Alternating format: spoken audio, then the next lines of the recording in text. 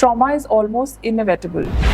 I cannot say there could be anybody or any child or any human that does not have trauma in today's world. Our lives are so deeply layered with so many experiences, and every day brings us various experiences. So, trauma is not just about our own lives, it goes beyond time, space, and dimensions also sometimes. What would have the trauma been in childhood that has led, suppose, person X to be someone who procrastinates a lot? So, it could be right from the very beginning of your life. Probably you were told that don't be too much. Apni had mein raho. Can we still get traumatized in adulthood? Very much. Yes. Okay. But most of the time, it is the patterns repeating in the adulthood that are now creating, second layer, third layer, fourth layer of it, when the patterns keep repeating. So very, very peculiar thing about trauma is that trauma is not a memory, it is not even an event.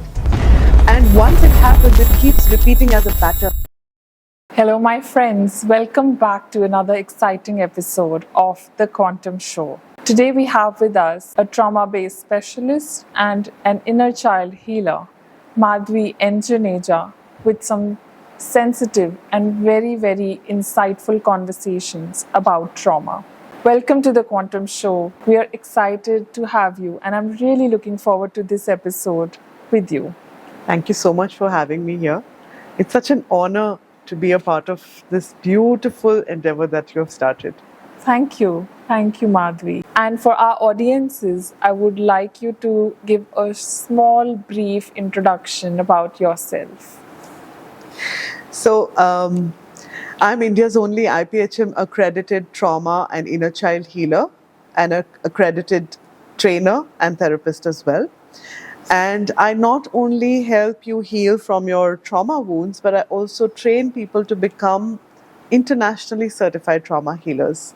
And I've worked with more than 12,000 people globally to and handhold them through their journey of healing through their wounds of trauma and inner child healing. Beautiful. Thank you for sharing how you chose a topic that is so sensitive to do your forte into, to become a trauma specialist, and what was your major motivation behind this? I did not choose this one. This topic, this life, this journey chose me. This isn't a choice that I made consciously, but it was my own journey that brought me to this point. I am a trauma survivor myself, turned into a healer, and now a trainer. Beautiful. So I did not really think about it that I am going to be a trauma healer one day. It was a very natural transition for me. My own healing journey, with every step of the way, brought me to this point where I am today. That is beautiful. Thank you for sharing that.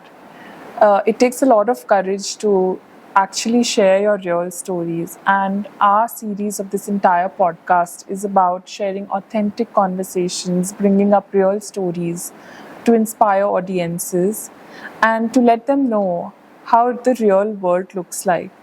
Trauma is almost inevitable. I cannot say there could be anybody or any child or any human that does not have trauma in today's world. Would you agree with that? Absolutely, 100%. Our lives are so deeply layered with so many experiences, and every day brings us various experiences. So trauma is not just about our own lives. It goes beyond time, space, and dimensions also sometimes. And it's not only your own life experiences that you carry in your body, in your life, but you are a culmination of everything that your parents have lived through, your grandparents have lived through, and the ancestral lineage. So all the experiences that our parents or grandparents or the ancestors have lived through are also living through us today. So we may not choose experiences in our life, but certain times experiences are choosing us and living through us. So a whole lot of information is coded in your DNA. Of course. So, this is a very interesting topic that we've actually touched upon. And as we progress in our discussion, it's actually one of my questions to you where we discuss about generational trauma. But before that, I want to tap into how was your experience? You were one of the first students of Life School of Energy and Consciousness by Dr. Ramon Lamba. Do you still imbibe by her teachings? What were your major takeaways at that point, like so many years ago? Oh boy, what a journey it has been with Iswara now, but Golden Age transformation back then. With Dr. Ramon Lamba, it has always felt like home. I was very fortunate to be in the first batch of life coaching. I'd come with a very clear intention in my mind back then, and I wanted to become a life coach so many years back. Because I was just on the path of discovering myself. I was new to the whole field of working with people, and I thought it was extremely important for me to certify as a life coach. Of course. Little did I know that the most important part of the entire journey was going through my own healing, and that's what Dr. Ramon Lamba gave to me.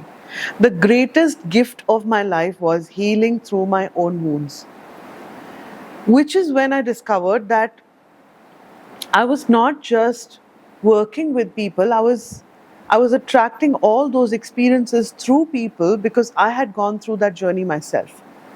So the foundation that she gave me was the most strongest and the most solid foundation for me to stand and create my life on that. And every step of the way just kept opening. A whole new chapter just opened up for me when I discovered that my own wounds were ticking through me. I was living them. And the greatest realization came through that, I was passing on that to the next generation as well. Yeah. So that was the greatest breakthrough in my journey when I started to heal my own self.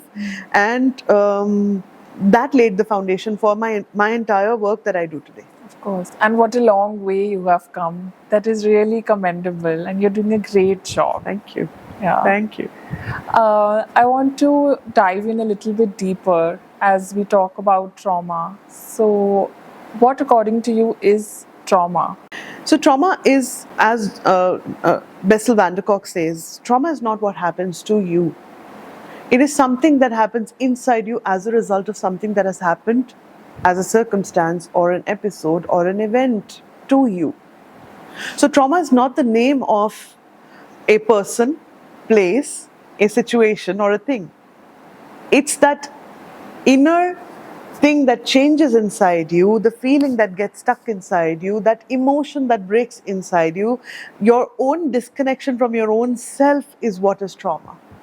So trauma is absolutely not the event. In our general conversations, we usually think, oh, this person was very traumatic on me, or this situation was very traumatic on me. So the journey of healing your trauma doesn't just begin with the current circumstances.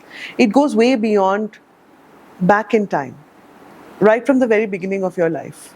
Right. So trauma can happen at any point in time. It does not have to be in your adult life only. In fact, the roots of trauma go back into your childhood and sometimes even beyond. Yeah. What age does trauma start developing? So when we talk about the current life, your Yeah. life per se, we start from the age of 0. Yeah. Even before we are born. Even before you're born, absolutely. And 0 means when you are a unicellular organism in your mom's womb, then dividing into a multicellular organism, and then developing into a fetus, and then into a baby, and then, to your infancy, and then to your childhood, then to your, adolescence, right into your adulthood. So the entire journey, you never know when something happens. Absolutely. You never know what breaks you. I really wanted to ask you one question here. Can we still get traumatized in adulthood? Very much. Yes. Okay. But most of the time, it is the patterns repeating in the adulthood that are now creating, second layer, third layer, fourth layer of it, when the patterns keep repeating. So very, very peculiar thing about trauma is that trauma is not a memory, it is not even an event. And once it happens, it keeps repeating as a pattern. If you remember in grade 5, we learned what patterns are.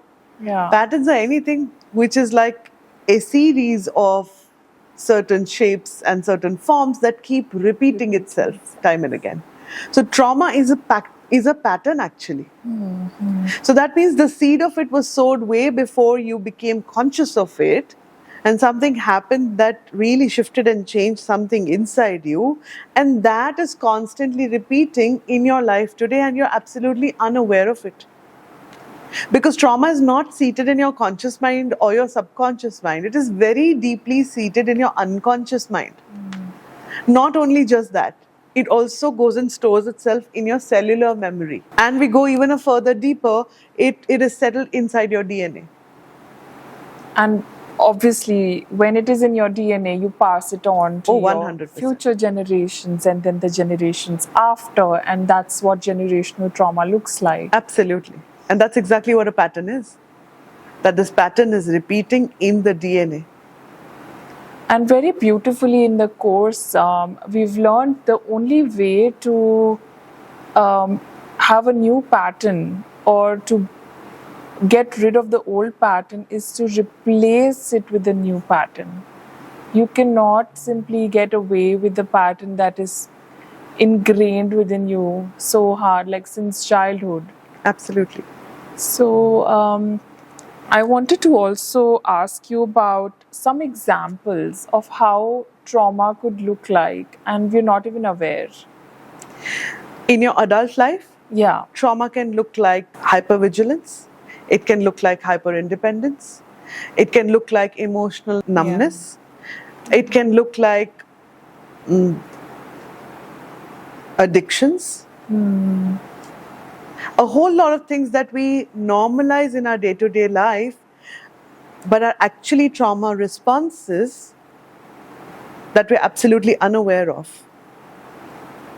Yeah. For example, procrastination, that you're constantly thinking and you're not able to act on a particular thing in the right time. You're basically simply just avoiding the outcome, or you're fearful of success, or you're fearful of the future, which is why you're not being able to take a step further. Okay. Hypervigilance means when your nervous system is constantly scanning for threat around you. Fight and flight. Fight and flight. That means, I don't know if you've noticed, but there's this feature in your phone and your laptop which says always scanning for Wi-Fi. Yes. That's exactly how the human brain is always scanning for threat. You are Especially when you have gone through trauma, your nervous system is always seeking safety first. Like you said, procrastination or hypervigilance. Yeah. If I suppose take on to first procrastination, what would have the trauma been in childhood that has led, suppose, person X to be someone who procrastinates a lot? So it could be right from the very beginning of your life. Probably you were told that don't be too much. Apni had mein raho. So you delay things. So you delay the whole thing because you're so scared of the consequences or the results of it, because the last time you were seen, the child is told ke beta had mein raho and don't go beyond your scope or your means, ke apni chadar se bahar pair mat pasaro, and don't go beyond it, because jitne successful log tum dekh rahe ho, the ones that have, climbed up the ladder too fast, they have many problems in their life, and they have bigger problems in their life, and the bigger the money, the bigger the problem. So sometimes a person is scared of success also. Because maybe the notion attached to it is that they will be lonely at the top, and then the people around them will not be able to accept them, approve of them, validate to their choices, and so they constantly are living under the threat of being abandoned, being rejected, and being lonely, and which is why a person constantly is procrastinating, because back of the mind, very unconsciously, all of this process is very unconscious. You're not doing it deliberately, and you're not lazy. Not that you don't even have the skills or the competency to perform something. It's just that your brain is hardwired to function in a particular way because it does not believe it is safe for you to perform these tasks and get to the success levels that you think you want to. Because the nervous system is not comprehending it as safety.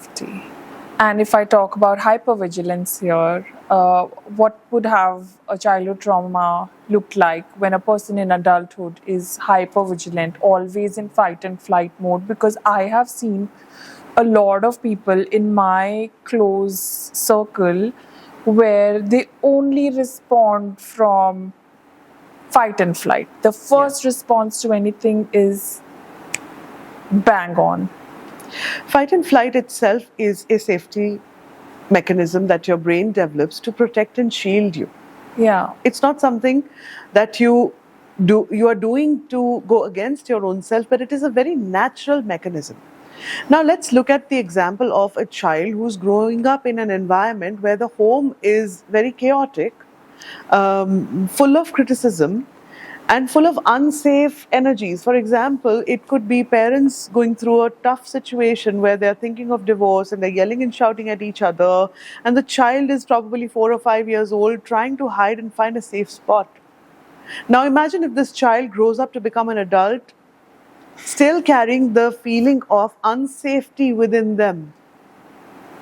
Every time someone would talk loudly or scream and yell, they would again get the same trigger, the same feeling, the same emotion of feeling that level of unsafety in them. Right. And so they are constantly hypervigilant, basically trying to scan for more threat. कि यहाँ कुछ हो तो नहीं जाएगा, ये इंसान shout तो नहीं कर देगा, and if they do now, what is my safety net? Where do I go and hide? Right. And that's exactly what is the job of hypervigilance, is to always keep you protected and safe by giving you a signal that, hey, you know what, there is potential threat there. Threat, red alert. Red alert. Right.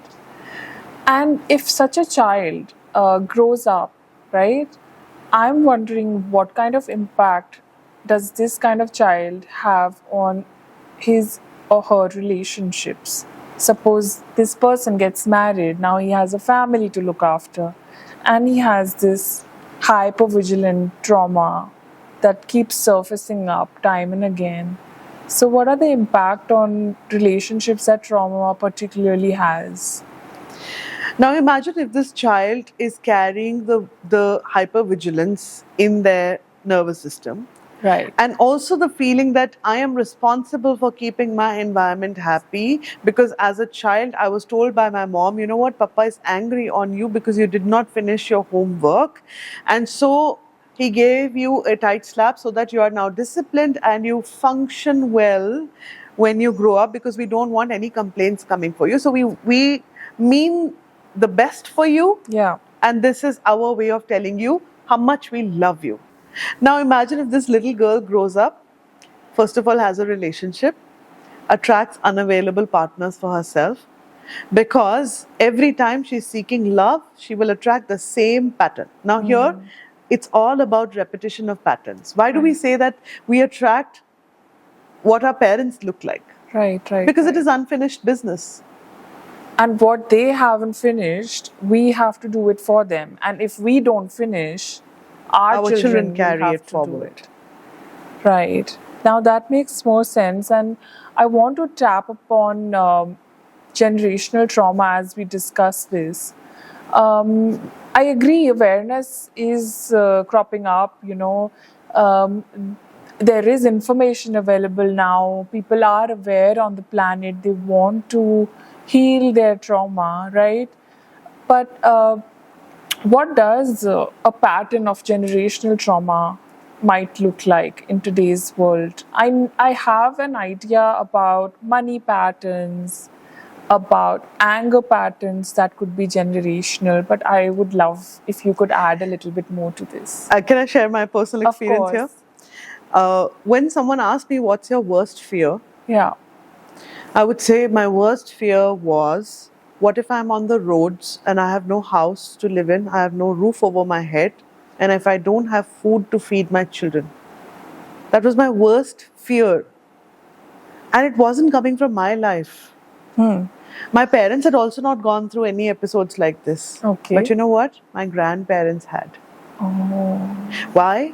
Because when India and Pakistan were dividing, the partition of India and Pakistan way back in 1947, this was their real life experience when they came to India with nothing in their hands. They had lost everything that they had built.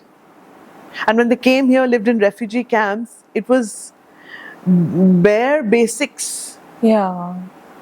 It was do or die. It was survive somehow. So survival became the greatest issue in their life way back then. And that traveled through the generations down to me. And I had no clue where this is coming from. And I went pillar to post to figure out why these fears. Why do I get these nightmares? Why do I get these dreams? Why do I get these jitters every time there is this situation to do with home? I feel, what if I'm Unsafe. homeless? So these were very deeply ingrained in my system, and to no clue. For certain times, you have a reference to an event in your life where you can say that, okay, this is something that happened to me, which made me feel like this, and this is why I am like this today. And here you could not join the dots. But I want to know, how did this surface for you? How did you become aware of this trauma, that you have it from your grandparents? When I started to do trauma work, that is when I discovered that it was a trauma that was carried forward in my DNA, because I had no reference to this event in my life, and neither in my parents. And I started doing mapping of my family trauma chart. Oh, wow. My family said, "You're mad, absolutely crazy. Who does all of this? Family tree, we understand. Who does family trauma chart?" That's an activity I make my students do today. But that's a way of stopping the trauma. Exactly. Like, you were conscious of not passing it on to your children, which is why you did. So, Karman, this was not the point when I decided I'm not going to Okay. let this on to my children. Well, I am a sexual abuse trauma survivor. I was sexually abused at the age of 13 by someone who was very dearly known to my family and a trusted adult in my family. Okay. So, when this episode happened, this person had very deeply threatened me that if you ever tell this to anyone, I'm going to put this all on you. So I was ashamed of myself. I was guilty. I was extremely threatened and fearful as a 13-year-old kid when you don't know what's happening in your body, and here you experience abuse, that too sexually. It's a very tabooed topic to even tell anyone that this is what I'm going through. So my natural mechanism was to shut down, Yeah. to go quiet and have this anxiety and sadness and this massive fear in my chest, which I had no answer to. And I lived with it for 25 years, Karman. Until when my daughter came back to me one day from school and she said, "Mom, something has happened. There was someone who harassed her." And when she came back to me and told me, that she's experienced something like this, when someone has teased her and someone has tried to come too close to her, that was really my breaking point. And I was like, 20 years of me doing this work for other people, and here is what my trauma has traveled down to the next generation already. Yeah. And I've been doing all my work Yeah. only for me to realize that I had not touched upon this particular wound in specific, and I had not healed it at the root. I'd done the work around it, Yes. not on it. Yeah. That was the day when I stood up for myself and I confronted every person involved. There were family members that stood by my perpetrator, and I confronted them. Not because I wanted to create drama or anything, but it was to give peace and closure to my inner child that was really still in pain. And more in pain, seeing that now it has traveled down the next generation. Yes. That was my turning point. That was the greatest turning point when I started to do trauma work that much more seriously. Thank you for sharing. It takes a lot of courage to share, and I'm very touched to hear this. What exactly does a person need to do if they are sometimes not aware of generational trauma? Sometimes they are aware of generational trauma, but What needs to be done here to stop it from transferring on to future generations? Actually, the transference of trauma, you cannot stop. Okay, It is DNA deep. right. The minute a baby is born, they're carrying the DNA of the parents. Yeah, yeah. And that DNA is carrying the information of all the generations that have gone by. Right, It's not just you. We think I'm in control of my life and I'm going to give this life to my child. We're highly mistaken. right. Highly mistaken. It's not just us, it's the entire DNA structure carrying forward all that information. Of course. The only thing you can do is be a cycle breaker. And how? How can we do that? By doing this work, by Self-work. doing the self-work, this work should be made mandatory in schools, because this is where the entire shift and the change and the growth happens. Of course, education is important, but if we are not even aware of what we are carrying in our DNA and what we are passing down, Right, and we're simply performing based on the program in our DNA, right. which we are absolutely unaware of. Imagine this brilliant body and this being and this life that we have created, and we're living in oblivion of what we are carrying. Right. Madhvi, you said we can do this self-work and you said it should be taught in schools. But when we are that young, and suppose something very sensitive opens up, which maybe we are not equipped to handle at that age.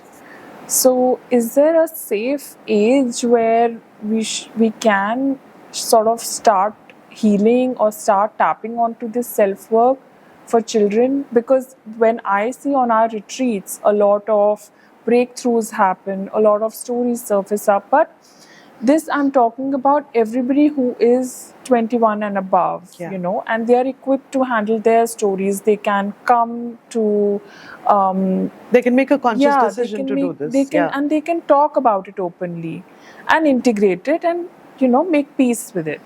But when a child is so small, what's a safe age to begin this self-work? It's just out of curiosity that I want to ask. By the time you turn 7, you've Yeah. already finished the first cycle of your life. Right. Life goes on in patterns of 7-year cycles. Right. So by the time you're 21, you're actually in the third cycle of your life, where patterns have already repeated for the third time. Right. Right. So when is the right time?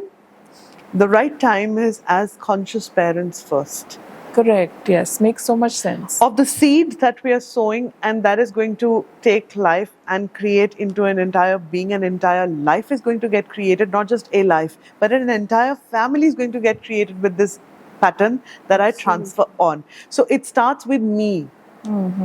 There is never a right age to start inner work. There is never the right stage to get onto a program to start, learning about it. It's I, me, and myself first.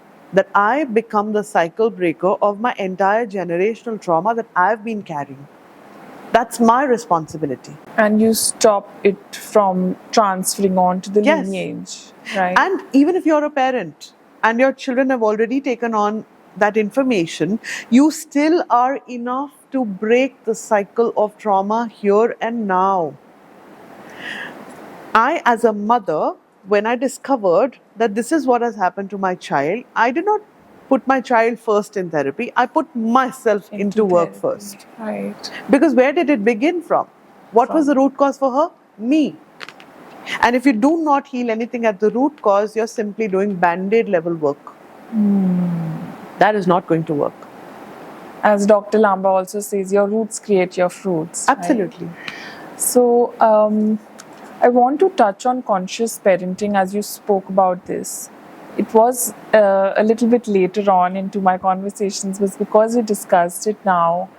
What should new age parents at this age who have started their self-work, started becoming aware, what should they as a initiative for their children do so that least trauma is transferred, or maybe protect them from trauma? I mean, I'm sure every parent would want a trauma-free child, but that's not always possible.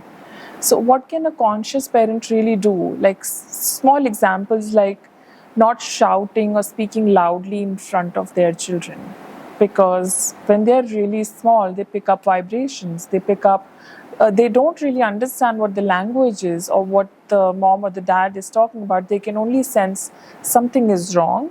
They are shouting, and it's definitely not a positive vibration. Yeah. So, something small like becoming more aware about how you conduct yourself in front of your children. You have said it all in your question. So now, just to add on to this is just one thing. So the first thing is that it's all vibrations. Right. If you're carrying vibration A and you're speaking the language B, Your it's a child will get mismatch. it. Everyone and everything around you will reflect the same mismatch of energy.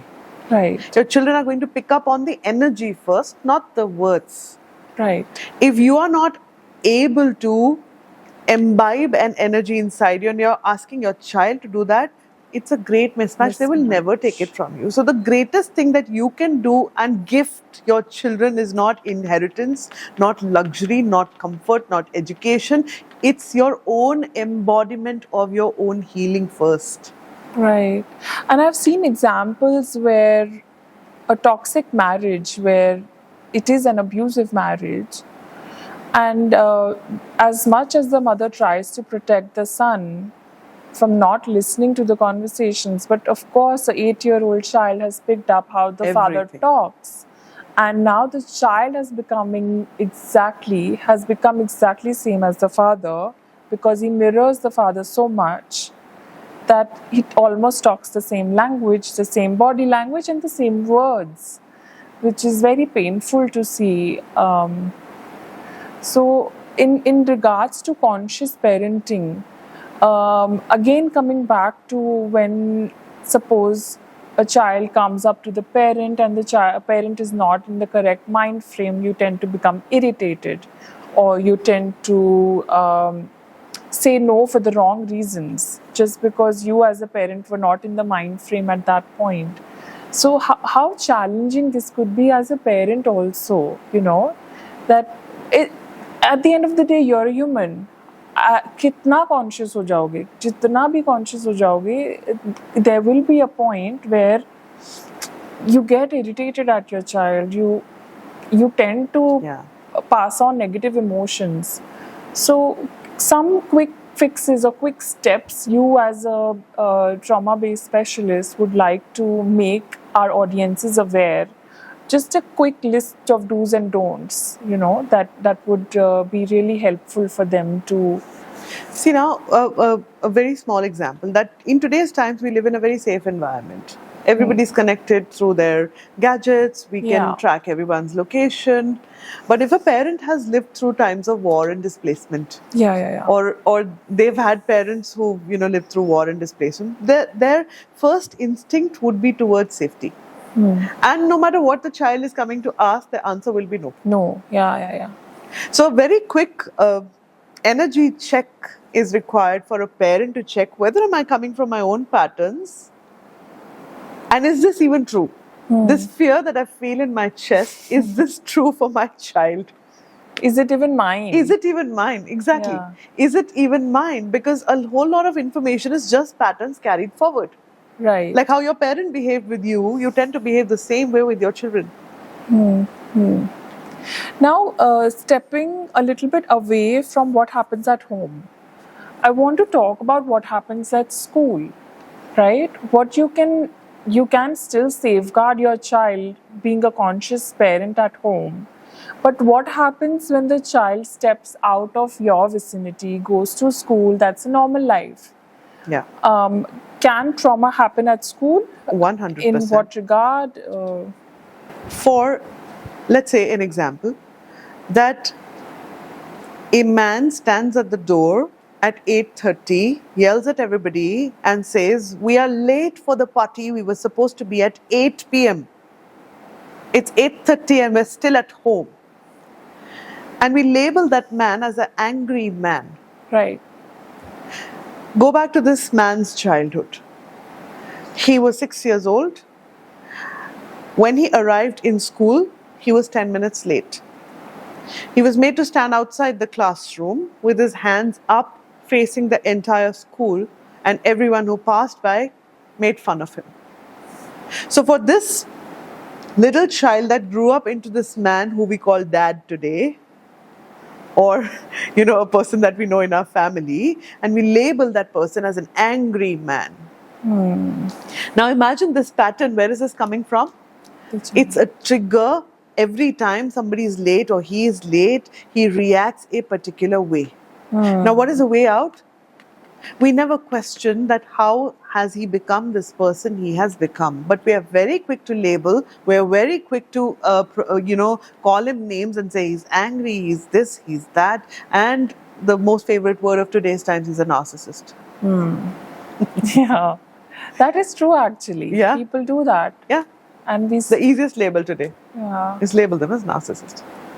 Simply because they are doing what they think is right.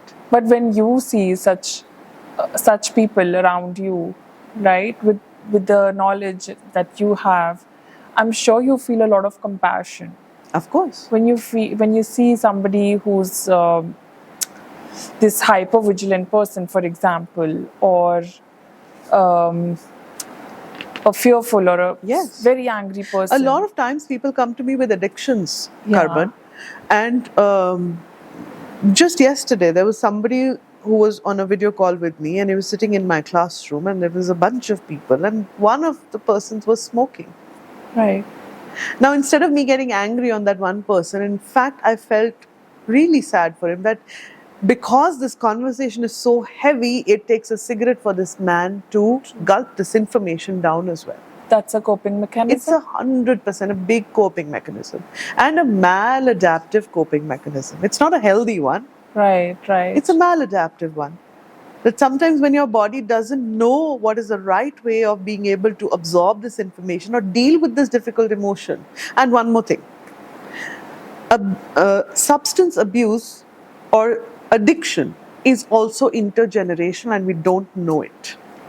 Intergenerational trauma happens in two ways. Okay. One in the DNA, the second in the form of current behavior that the child absorbs from the environment.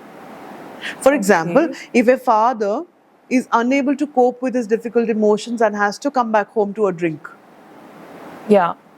First, the information is passed down to the child that this is the way we cope with difficult situations. We have to get home and have a drink. That's an easy way out. No, it's how we deal with difficult situations is to rely on an external source or a substance to soothe myself. And the child has picked it up. And second thing, he's picked it up as behavior. That this is what you do. You come back from work, you drop your bag, and you say, bring my glass, bring my bottle, and I'm just sitting and don't talk to me. Yeah. Because I don't want to share what has happened to me, and I know you're not going to be able to receive because it is so difficult. So I better gulp it down with alcohol and sleep over it and not do anything about it. So it's a pattern hardwired in the DNA and in the behavior. Yeah. Triggers also are related to trauma. Triggers are always related to trauma. Right. Triggers are always related to unhealed wounds. Right. If not just trauma, unhealed wounds create or something that happened to you that did not make you feel happy, easy, light vibration, or easy about yourself, and it made you feel horrible, shameful, guilty, fearful, anxious, withdrawn, worthless, all of that. Yeah. It's going to continue to trigger you at some point in time, and every episode that matches the same vibration is going to switch on that button that takes you into the same emotion. And this is all happening at the unconscious mind. You're not doing anything. Right. And it happens in split seconds. It triggers the same reaction. Makes sense to me now. But sometimes if I talk about myself, my triggers is not that deep. My trigger could be something very small. Like suppose I have 10 things on my to-do list and Madhvi comes to me and adds 3 more. Yeah. That 3 more is a trigger for me until I finish the 10. So I can't relate to this as a trauma. Who which said is trauma why I has to be asked major? you. Okay. We think trauma has to be major episodes only. What are major sources of trauma? Physical, emotional, sexual, mental, and spiritual, Verbal? verbal. Yeah. These Yeah. are the main ones. Yeah. What about the subtle forms of trauma like gaslighting, like blame shifting, Yeah. yeah, like name calling, like really giving somebody mixed signals, one day telling them you're Body good, shaming. body shaming. What Yeah. about all these subtle ones that cut through much deeper and make you question your own self so deep that you start to live your entire life with self-doubt? Right. That am I even doing this right? Yeah. And then you're constantly looking for validation and approval on the outside, not knowing that this is a switch that has happened in my inside and through a very tiny situation. Absolutely. How does trauma disconnect ourselves from our soul essence or our authentic self? Very interesting question. In life, you go through several experiences, and we all leave a part of us in every episode, every situation, every little timeline where something happened and I couldn't come back whole out of it. Yeah, and I think that's what we call in the course as our fragmented soul. Exactly. Yeah, So when you are fragmented, that means you're not whole. yeah. And when you're not whole, can you be in touch with your own No. authenticity? Can you you won't even know what your true authentic self looks like, Yes. feels like, behaves like. You cannot be an embodiment of your true essence. Yes. And when you're not an embodiment of your true essence, you are so disconnected from your intuition, from your source energy, Absolutely. from your own divinity, and from the larger divine. And these were such beautiful things given to us as we were born, and how the disconnects happen just because Bit by bit. Bit by bit, yes. How does trauma in particular disconnects us from the divine? When you're told you're not good enough, when you're told you're not worth it, when you're told you don't have it in you, in all those points you left a piece of you, Yeah. right? And when you left a piece of you, you came to this particular point as your fragmented Self. or shut down self. Yeah. And when then, you, of course, there is no connection. This is Yeah. when you break the connection to the divine, break the connection with yourself. with your own self, Yeah. you lost touch with your true authentic self. And what is your true authentic self basically? It is the 5 elements of the nature, that is the divine, which is you. And when you lose parts of you, you lose parts of the entire connection that you have with the entirety. Yes. Yes. And that's exactly how you start to live as an unhealed, not a total version of you, but a broken, fragmented, unhealed, so to say, chipped version of you. And the entire point of trauma work or healing is to bring up those unhealed pieces of you back together, put you as this entire being, and make you realize how beautiful and potent you are. Yes. That's the whole point. Yes. That is so beautiful. I think we're almost at the end of this episode of today's podcast. As much as I wanted this to go on longer, it feels like I could go on another hour discussing this deep conversation with you. It was really insightful to have you, and the kind of wisdom and knowledge that you brought to us today, shared with our audiences, is, I'm just going to say, heartfelt gratitude for that. Thank you. Thank you. But before I let you go, I'd just like you to end this on a note where you can share some valuable feedback with the audiences as a trauma-based specialist about how they should begin their journey of self-work. You know, the most important thing I want to share here with your beautiful platform that you have created here is that don't wait for a horrible episode in your life to begin the journey for yourself. Yes. You don't have to land up in the hospital. You don't have to land up in the ER or in a place that makes you feel that something horrible has happened. It's the tiny things that matter and accumulate Right. and create those patterns of trauma. Of course. It doesn't have to be big things at all, because in our mind we think trauma means something horrible and big. It's not that. Of course, there are major forms of trauma, but the subtle forms of trauma are the ones that we carry in our heart for so long unknowingly, and they are just there and creating our life the way we never want it to look like. Absolutely. So start as early as possible and do not wait for something major. It's the tinier things. Every time you see a sign you're not feeling okay for a couple of days, please seek help. That's the first step to begin with. Thank you. Thank you, Madhvi. I really, really enjoyed today's episode with you. The conversations that we had definitely are going to have a major impact to the audiences. Thank you Thank so much, you. Carmen.